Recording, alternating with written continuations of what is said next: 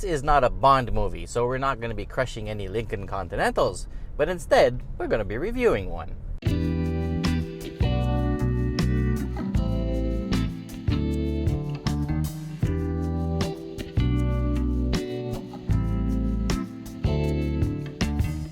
Believe it or not, this model is the 10th generation of the Continental nameplate, and it's back after an absence of nearly 15 years, actually more.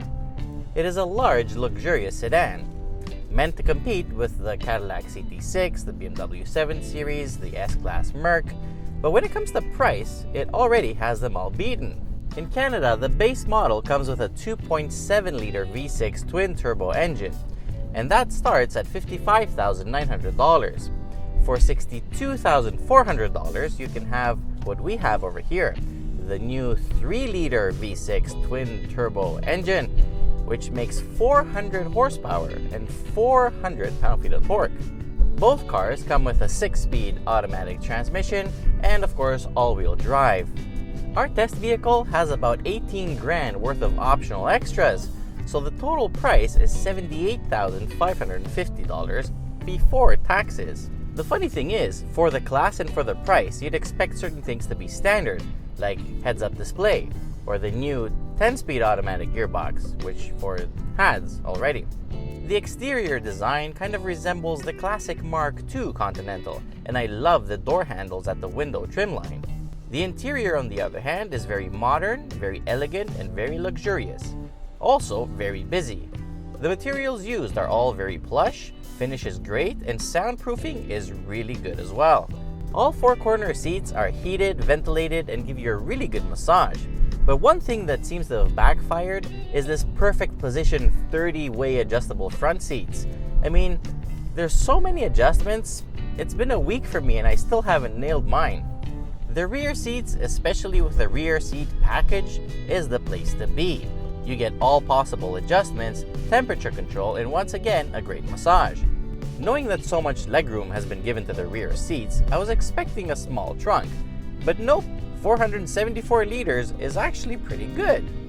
And now back to the other end of the car once again. Under the hood, the 3-liter V6 twin-turbo unit pumps out 400 horsepower and 400 pound-feet of torque. And needless to say, pulling power can be measured by the strain put on your neck when you accelerate. This thing pulls effortlessly, it never runs out of breath, never leaves you wanting more. And despite it weighing more than 2 tons, it can hit 100 kilometers an hour in 6 seconds, and it will run a quarter mile in 14. It's a real shame they didn't put the new 10-speed automatic gearbox in this thing, but you know what? The 6-speed one works well enough for me not to really care. Fuel economy is something I do care about. And you know what? That's probably the one and only thing that this Continental really sucks at. Expect a real-life average of about 15 if you drive like Miss Daisy. Well, at least the car makes it up to you with the way it drives. It's so smooth you can barely hear or feel the motor most of the time. It feels heavy and planted, but when you ask to get sporty, it feels surprisingly athletic. The dynamic drive control can be set to comfort, normal, and sport, and the way it affects the firmness of the suspension is very dramatic. In comfort mode, it is so soft it just floats around. I kind of tend to forget what potholes are. In sport mode, it firms up, and it almost feels exciting. It's really nice. Normal mode, however, is completely useless in this car because unless you're driving fast, you want it to be really comfortable. The steering feels really good, but the brake pedal feels kind of mushy. However, the brakes do work really well because from 100 kilometers an hour, this thing came to a complete stop in just 40 meters, which is really good.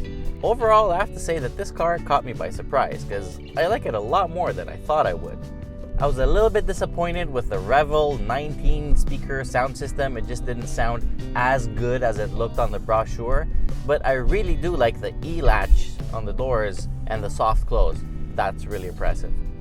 Considering the price difference between this and the Cadillac CT6, I think this is better bang for the buck, but in terms of technology, the CT6 is miles ahead.